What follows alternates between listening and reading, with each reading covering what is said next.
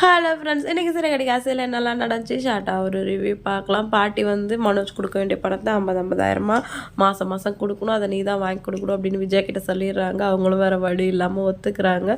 அடுத்த ரூமில் வந்து மனோஜ் ரோகிணி கிட்ட ஏன் இவங்க இப்படி பண்ணுறாங்கன்னே தெரியல, எல்லாம் இந்த முத்து பண்ண வேலை தான் அப்படி சொல்லி திட்டவும் அவங்க வந்ததால் தானே பார்த்தே மாமா பேசிக்கிறாங்கன்னு ரோகிணி சொல்கிறாங்க.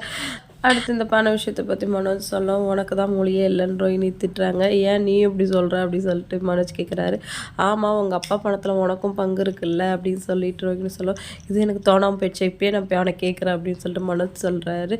அதெல்லாம் விட பணம் கொடுக்கும்போது பேசிக்கலாம், இப்போ நீ போய் கேட்டால் நான் தான் சொல்லி கொடுத்தேன் அப்படி சொல்லிட்டு அவன் தம்பி சொல்லுவோம். அதெல்லாம் தேவையா அப்படின்னு சொல்லிட்டு ரோஹிணி சொல்லிட்டு இருக்கும்போதே விஜயா வந்துடுறாங்க.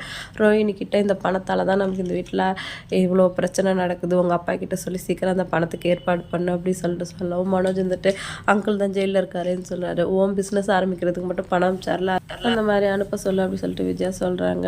உன்னால் எனக்கும் நிம்மதி இல்லை, உன்னை கட்டிக்கிட்டதால ரோகிணிக்கும் நிம்மதி இல்லைன்னு சொல்லிட்டு விஜயா போகிறாங்க. எல்லா பிரச்சனைக்கும் நீதாம்மா காரணம் அப்படின்னு சொல்லி மனோ சொல்கிறாங்க. ஏன்னா நான் காரணமானு கேட்குறாங்க. ஆமாம், நீ என்னை பெற்றதான் நிறுத்திருக்கால, அந்த முத்து பேலை ஏன் பெற்ற அப்படின்னு சொல்லிட்டு கேட்கவும் ரோகிணி டென்ஷன் ஆகிறாங்க, விஜயா டென்ஷன் ஆகிறாங்க.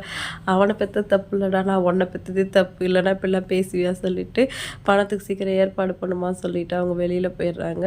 அடுத்துக்கு பிரேக்ஃபாஸ்ட் ரெடி ஆகிடுச்சா அப்படி சொல்லிட்டு விஜயா கேட்குறாங்க. ஏன் எல்லா வேலையும் மீனாக தான் செய்யணுமா, நீ என்ன அந்த வீட்டில் பண்ணிகிட்ருக்க அப்படி சொல்லிட்டு பாட்டி விஜயாவை திட்டுறாங்க. அடுத்து எல்லாருமே வந்து இன்றைக்கி அவங்கவுங்க பொண்டாட்டிக்கு அவங்கவுங்க தோசை ஊற்றுங்க, அவங்கவுங்க புருஷனுக்கு அவங்கவுங்க தோசை ஊற்றுங்க அப்படின்னு சொல்லவும் அண்ணாமலை சரி விஜயா எல்லாருமே அவங்கவுங்க மாற்றி மாற்றி தோசை ஊற்றிக்கிறாங்க. அதை டைனிங் ஹாலில் வச்சுட்டு சாப்பிட்டுட்டு இருக்காங்க. பாட்டி வந்து யாரும் அவங்கவுங்க தோசையை அவங்கவுங்க சாப்பிடக்கூடாது, அவங்கவுங்க ஒருத்தவங்க மாற்றி ஒருத்தவங்க ஊட்டி விட்டுக்கோங்க அப்படின்னு சொல்லவும் ஸ்ருதி இருந்துட்டு பரவாயில்லையே பிரேக்ஃபாஸ்ட்டை ரொம்ப ரொமான்டிக்காக ஆக்கிட்டீங்களே அப்படின்னு சொல்லிட்டு பாட்டிக்கிட்ட சொல்கிறாங்க.